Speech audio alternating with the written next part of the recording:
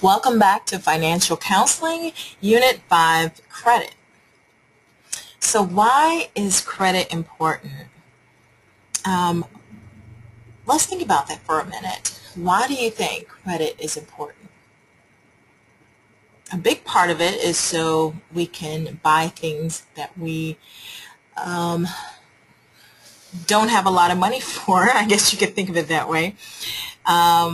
But one of the things I want to talk about is risk, and for whom? Risk to the creditor? Well, when lending money, they want to be paid back, right? This is how they make their money. If clients do not meet their obligations with the debt, it leads to a poor credit rating. Conversely, paying on time as agreed leads to a higher credit rating. But what is credit and why is it important? Credit really tells someone that you will do what you say you're going to do, right? It's not just so you can buy things. People, employers pull credit. They want to see what kind of person you are. One of the C's of credit is character. And I think that's a big C of credit because it tells folks when you took out this obligation and you agreed to pay it back that you did so. So that's, in a nutshell, one of the reasons why credit is so important. Of course, the trade-off is in order to establish credit initially, you may need to borrow, even if you can afford to pay cash. And ideally, that's when you want to use credit. It should be for convenience. Credit cards originally came by for convenience, so you didn't have to keep large amounts of cash with you for different purchases. You did it on credit, and then you just paid it off. So, and the same goes for establishing credit. You need to also, one easy way to do it is borrowing some money and then just paying it back. Be aware that this method may incur additional charges. There may be some sort of origination fee or a setup fee. Oftentimes credit unions will allow you to borrow against a CD, and that way the costs are minimal, so that's usually a good way to do it. Determine whether the creditor will report your activity to the credit bureau, because if not, then you don't want to borrow from that entity. The idea is you want to borrow from someone who's going to report so you can show a history. You can start to build a history of positive credit rating.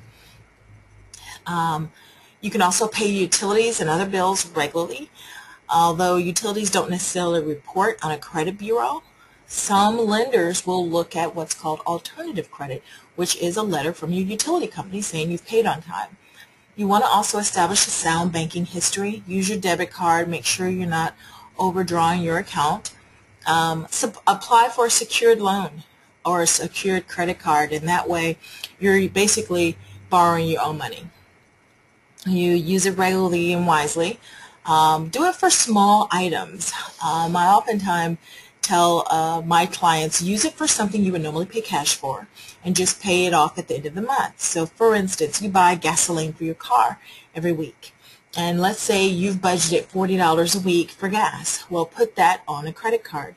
That creditor is going to be reporting, and they'll report that you're paying on time, and then at the end of the month you pay the $160 you would have paid weekly. You just pay it monthly and pay it off. So that's one way. Again, use reliable lenders like banks and credit unions. Be careful of some credit card companies because they do charge an enormous amount of fees. And just because you don't have credit doesn't mean that you have to take one of those cards just to establish credit. All right, so Section 5.2 talks about types of credit. Not all debt is created equal. For example, a home versus a new purse. Well, first of all, you're not going to finance a purse, hopefully. Maybe if you did it through Fingerhut, I guess you would be financing a purse. But as far as the way that your credit is analyzed, making a mortgage payment on time is going to benefit you more than making a retail credit line payment on time. Same with education versus a vacation. Again, it's a student loan versus some sort of credit account. Car versus a debt. Does the debt serve you or your ego? Very interesting question. So pros and cons of having credit. Convenience, like I said. Build credit history, access to services, reduced rates is also one. Negative is fees, interest costs, debt payment obligation. I've had clients when I'm doing financial counseling say, well, I use my credit card for my emergencies. And I always say, why? Because now you're financing your emergency. You don't want to do that. Have a savings account for your emergency. Earn some interest on your emergency versus financing it. So be mindful of what you're using your credit for. The recommended maximum ratios for consumer monthly debt payments, 15 to 20% of your after-tax or your net income. So what I mean by that is of what you bring home, your credit debt should not be more than 15 to 20%. So if you bring home $1,000 a month or biweekly, however, let's say a month just to keep it simple, $1,000 a month, then your credit debt should not be more than $200. I personally am a little more conservative than that because I just don't like carrying a balance. But if you're not at that place, that's something you can work towards. Different types of credit. We have debit cards. Not really a credit card, right? Yeah, money is withdrawn directly from the bank. They must inform you of the fees, particularly ATM and overdraft. And be mindful there are some banks that credit those fees back to you. So do your research. Make sure you're not getting in a bank and find out later that, oh, I need to use an ATM. There's not an ATM near where I live or near where I work. And then you end up having to pay $4 to take out $40. That's pretty steep. Make sure that should post right to your account immediately whenever you use that. And then you've got the credit card, which is, of course, primary, subprime, store credit, different types. And primary is going to be like your Visa, your MasterCard, that sort of thing. You will have some creditors that have Visa, MasterCard, but they have higher interest rates due to credit challenges or, like we said, for folks who are just starting out. And then there are store cards like, let's see, Sears. Sears has their own in-house credit card. Nordstrom's has their own in-house credit card, that sort of thing. So I want you to pause this recording in just a second and go through the chart on page 113 and just familiarize yourself with the different types of credit cards, and then come back and we'll move on. All right, let's hope you're back and you've looked over that. So we're going to talk about different types of credit. We have credit cards, which we kind of talked about, personal lines of credit. We've got installment loans, auto loans, which are also types of installment loans, mortgage loans, home equity loans, and home equity lines of credit. And I want you to review the loan statement. There's going to be one on page 112 to 113. And just take a look at that. There's a few sections I want you to pay particular attention to, Section 6 and Section 8. One shows APR and one shows total fees. And this is more just for your information so you can get familiar with this information and how to find it. So when you're working with your client and you're counseling them, you'll be able to go straight to it and say, okay, so this is what you're paying on this, and help them put together a plan either to get that paid off or just to make them aware of what their money's costing them. And when you're done, just come back. All right, so there's some other methods that you can use for borrowing. You can borrow against your retirement plan and your 401k. Make sure you check because there may or may not be a penalty for that. Some 401ks will allow you to borrow penalty-free if it's an emergency, a qualified emergency, or if you're purchasing a home. But you may still have some taxes that you have to pay for that. You want to make sure that the balance that you're borrowing is not being invested, so keep that in mind. So if you've got $10,000 in a 401k and you pull out 5 of it, only 5 is being invested. The full amount will be due if you leave your job, so then you have to pay off that loan. So repayments are actually taxed twice. So it's not the best option to borrow against a 401k unless you just absolutely have to. You could also borrow from family and friends. Every situation is unique. If you're in a situation where you've got family resources, then that's usually a good way because A, it doesn't go against your credit. But it can be a bad way because just sometimes doing things with family can be a little sticky. I still recommend that you get everything in writing so everybody's in agreement. Make sure the expectations are on paper and that everybody's clear. Okay, and of course, this type of loan is not typically reported to a credit bureau, so it's not going to help you build credit, but it may help you get out of the situation that you're in. Where not to borrow. So you don't want to go to the places where, and we see those a lot right now. I live in California, and I see it almost every block. You know, we'll cash your income tax refund. Well, they're charging you a steep fee for doing that. Rent-to-own places, they're charging you a really high fee for that as well. The payday loans, oh my God, steer clear of that. I used to live in North Carolina, and we had an advocacy group that actually ran out the payday lenders from the state because they were so horrible and so bad for consumers. Auto title loan places, the rates are usually just really, really high for what you're getting. And of course, pawn shop loans are also really, really high interest rates. If you have to use these, it should be just an absolutely last resort.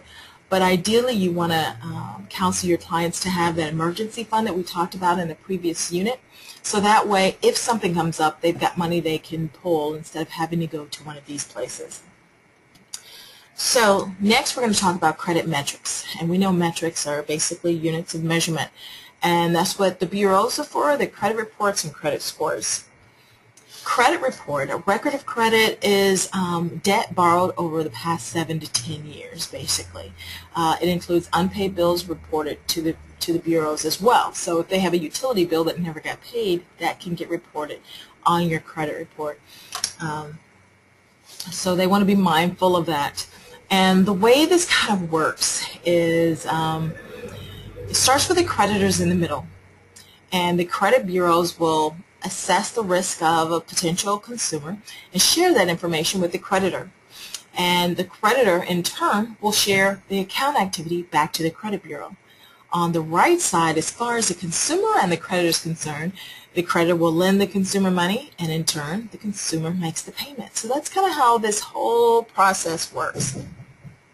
There are 3 main credit bureaus: Equifax, TransUnion, and Experian, and they're all independent, so you may not get the same information on all 3, which is why when you're buying a house, for example, they require a tri-merge credit report because they want to see everything that's on the credit, everything that the borrower has borrowed.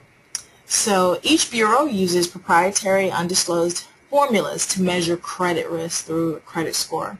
So you want to review all 3. Expect to find errors. It happens all the time, and you should be educated on how to correct them, and they're not difficult. It's just a matter of disputing them. Ideally, you want to dispute them with supporting documentation. So what makes up a FICO score or a credit score? Well, the biggest part of it is payment history. Paying your bills on time. That is the biggest part. I've taught credit for years, and I always hear, oh, what about credit inquiries? Well, credit inquiries don't affect it nearly as much as paying your bills on time. So that's huge. And then the next thing that's important is how much you owe. So you don't want to be maxed out on all of your credit accounts. You want to keep it, and I think we'll talk about this a little later, you want to keep it at about 30% of your limit. And then length of credit history. How long have you had this debt?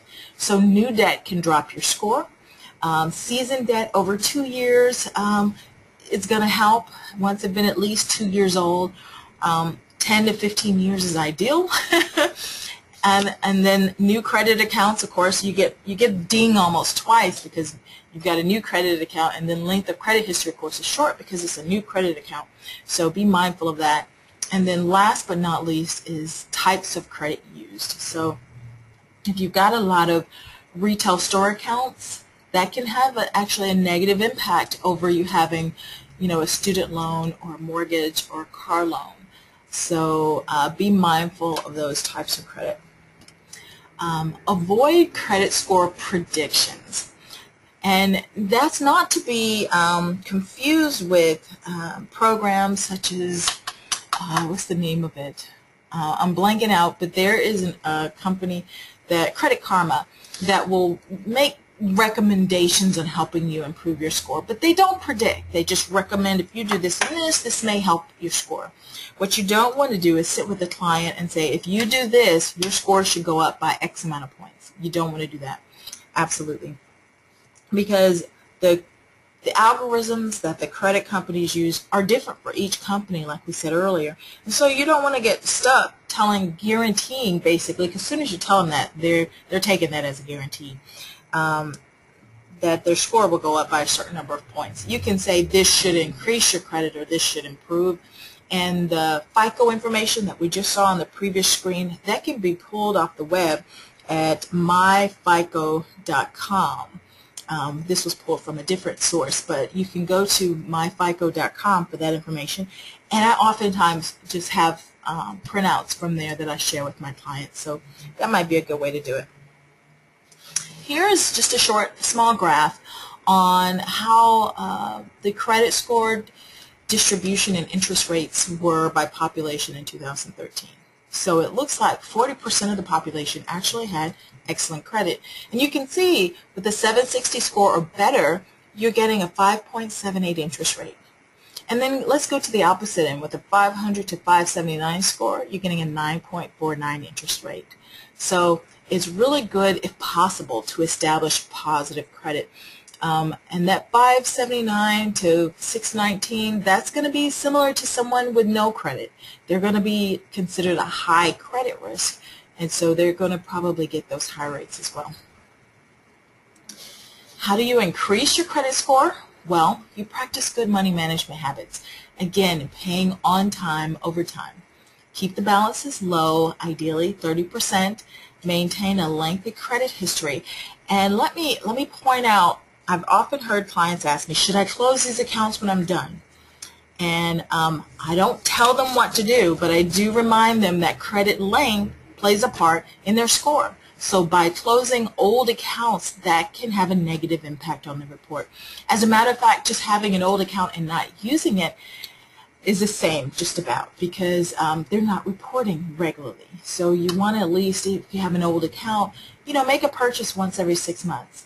And that doesn't mean you got to buy something you wouldn't normally buy. Buy groceries or buy gas or something you would normally buy and just pay it off using that credit card. Avoid frequent credit applications. So inquiries, like I said, have the least impact on your credit, but they do have an impact. And so if you're just going around constantly opening credit cards because you're transferring your balance, for instance, and you want to get the lower rate, do that every once in a while. Don't do it constantly, because that can have a negative impact on your score. And let's look at some key components of the credit report now. We've got the personal information, so that's like your name, your address, your social. The credit summary. A credit report will have a short summary at the very beginning. Data sources, so it's going to tell where that information was pulled from. Credit history.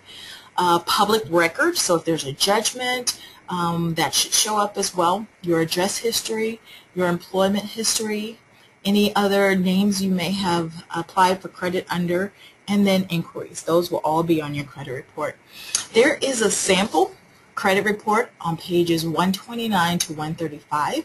So go ahead and pause this recording now and take a peek at that credit report and get very familiar with the different sections that we just showed here on the key components of credit. So pause, and then once you've gone through it, you've identified these sections, then come back and we'll continue. All right, welcome back. So hopefully you're familiar with the credit report now if you weren't already. One site that you can recommend for your clients where they can get a free credit report is going to be annualcreditreport.com. Oops. Not to be confused with myannualcreditreport.com, which is a fee-based service. The annualcreditreport.com is free for all Americans, and you can get all 3 credit reports once a year for free. So you can go to the website or you can call. Credit repair. Oh, how I hate that term. Because credit can't be broken. It's either inaccurate and it needs to be corrected, or it is accurate and we just need to improve upon it by instilling some positive credit skills. So we're going to talk about getting help with debt, debt collectors, bankruptcy, and the credit laws. So first thing, avoid scams. There are tons of companies that will say, oh, we can fix your credit. Only paying your debts will repair your credit if it's accurate. And I say that with a big if because I've seen so many credit reports where there are mistakes. So that's where you can empower your clients by helping them correct mistakes and then helping them develop positive spending habits so that they can keep paying their bills on time and improve their credit legally. You can help them set up a repayment plan if it's something that they're past due. You may even help them negotiate a settlement.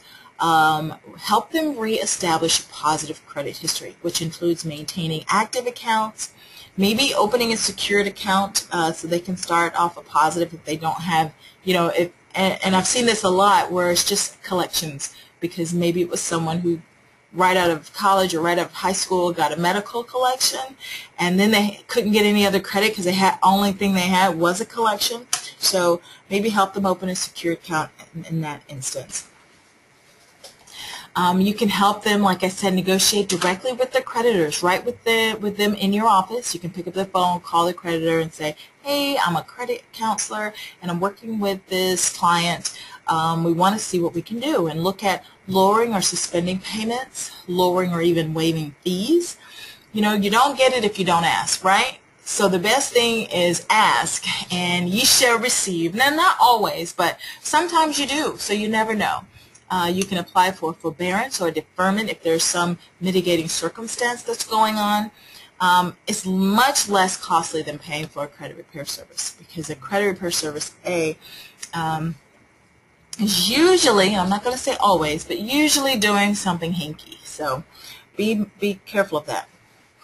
They can also, if your office does not offer credit counseling, you can refer them to the National Foundation for Credit Counseling, which is www.nfcc.org, or they can also call the toll-free number that you see on your screen. All right, credit repair scams. If it sounds too good to be true, well, guess what? It probably is. They'll say, oh, we can create a new credit identity legally. We can erase your bad credit, 100% guaranteed. We can remove bad accounts from your credit file forever. Credit problems, no problem. If you hear that, run. Tell your clients to run. Tell them to ask them, well, what credit law allows you to do this? What credit law are you looking at that says you can erase my bad credit? Because unless it's inaccurate, you can't really erase it legally.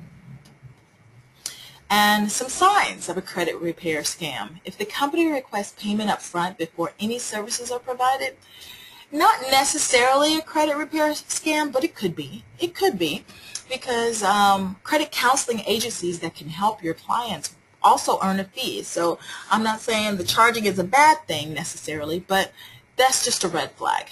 Does not advise clients of their rights. So if they don't want to share with them what their rights are, that's a red flag.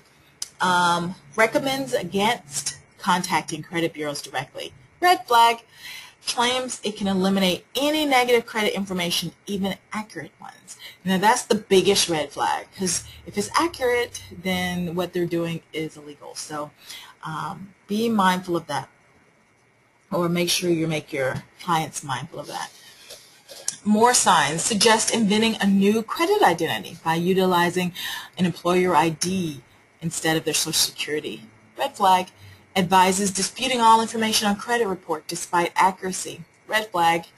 And you want to familiarize yourself with the Credit Repair Organizations Act. You can just Google that. Now, what to do if they've already been victimized? Well, encourage them not to feel embarrassed or shamed and just report the problem. Contact your local Consumer Affairs Office of the Attorney General, www.naag.org,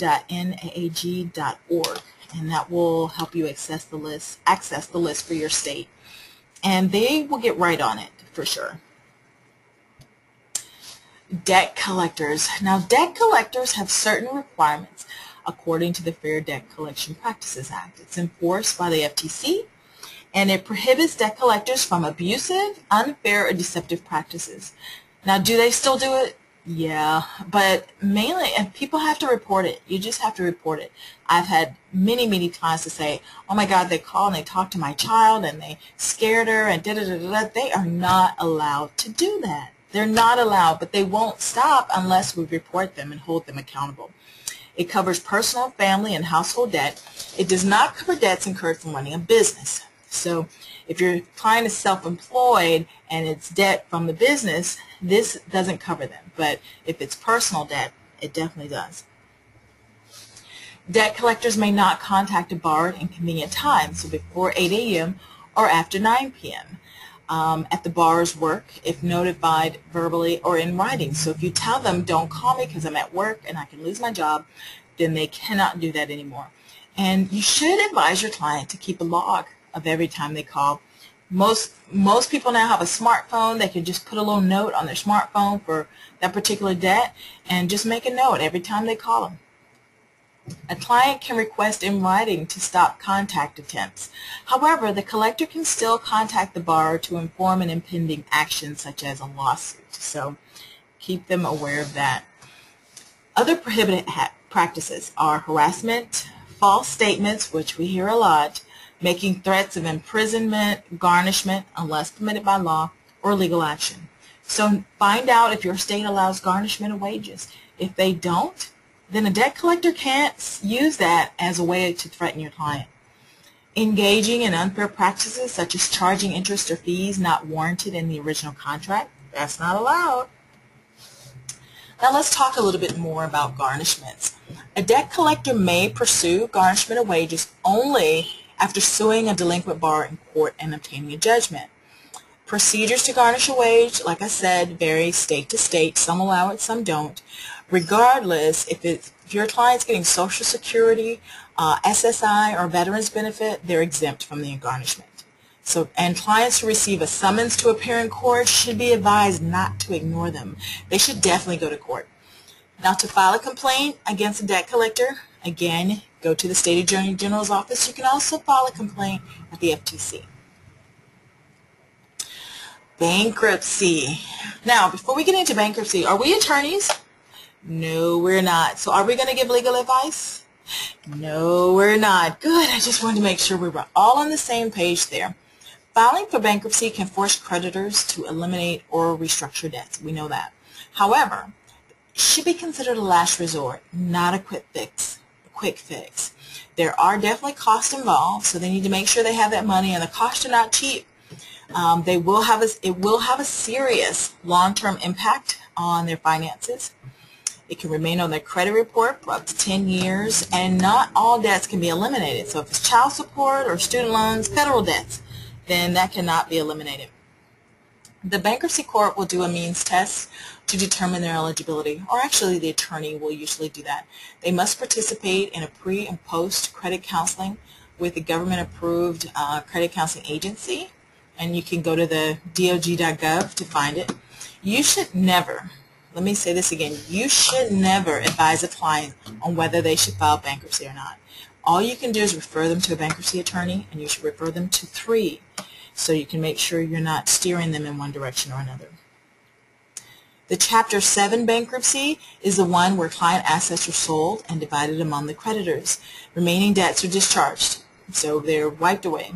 Child support, alimony, federal debts are exempt. They may keep one vehicle and certain personal property. The Chapter 13 is a reorganization, so that's like the payment plan, and it's going to be based on the client's ability to pay. The debtor makes installment payments to the court. The trustee forwards the payments to the creditors. Debtor keeps assets if they make on-time payments. And then there are other credit laws of which you want to be very familiar. You don't have to know them off the top of your head, but you just want to be familiar. So the first one, the Truth in Lending Act, this was designed to promote the informed use of consumer credit by requiring disclosures about its terms and the cost to standardize the manner in which costs associated with borrowing are calculated. So, and you'll see this a lot on mortgages. Every mortgage will have a truth in lending statement. You'll also see this kind of truth in lending disclosure on credit cards. Now, the Fair Credit Reporting Act, that regulates the collection, dissemination, and use of consumer information, including consumer credit information. ECOA, Equal Credit Opportunity Act, that makes it unlawful for any creditor to discriminate against any applicant with respect to any aspect of a credit transaction on the basis of race, color, religion, national origin, sex, marital status, or age. The Federal Credit Billing Act, that is an amendment to the Truth in Lending, and its purpose is to protect consumers from unfair billing practices and to provide a mechanism for addressing billing errors in opening credit accounts such as credit cards or charge cards. The Fair Debt Collection Practices Act is a bill to provide for more detailed and uniform disclosure. That's the one that just provides legal protection from abusive debt collection practices, which we just discussed. All right, and then the last one, Fair Credit and Charge Card Disclosure, the most recent, 1988, and that provides a more detailed and uniform disclosure by all credit card issuers with respect to information on interest rates and other fees which may be incurred by consumers throughout the use of any credit card. So be familiar. You can just Google those. That's what I did to get that information to give you an idea of how they all work. Oops. Hold on. Sorry, I just skipped. I fast forwarded really quickly, so I apologize. Yeah, here we go. So what do you advise victims of identity theft? Shifting gears just a little bit here. File a police report. That's going to be the first thing they need to do. Any creditor nowadays will ask for a police report. Now, back in the day, when I say back in the day, I mean in the 90s, all we had to do was file a report with the creditor and they would research it, but now you have to do a police report. Place a fraud alert with the credit bureaus. Consider placing a credit freeze to stop any new accounts from opening. And then visit Defend, Recover from Identity Theft section of the FTC.gov site. And you'll find a lot of really helpful information there. So some tips on avoiding identity theft. Be aware. Make sure you're looking at your credit card statements when they come in. Monitor your credit history. Get that free credit report every year. Act quickly. As soon as you see signs of theft, is the best way to do it. I look at my statements whenever they come in, and not just how much I owe, but what was charged that month. That's a good way to do it. Now let's talk a little bit about consumer protection. And a lot of people have heard recently about the Consumer Financial Protection Bureau created by the Wall Street Reform and Consumer Protection Act, also known as Dodd-Frank. What this offers consumers is the Consumer Financial Protection Bureau wrote rules and enforcing federal consumer protection laws. So basically, this says they made sure that the laws that are in place are going to be followed, and these are how you're going to follow them. So they supervise financial companies, restrict abusive, deceptive practices. They take consumer complaints. They promote financial education. Hallelujah. They research consumer behavior, and they monitor financial markets and trends. So they're kind of the watchdog, if you will. And so if you want to file a complaint, or better yet, if you want to have your client file a complaint, they want to do it at consumerfinance.gov/complaint, or they can call the number 855-411-2372. Alrighty, that's it for our credit section, and I'll be back in just a little bit.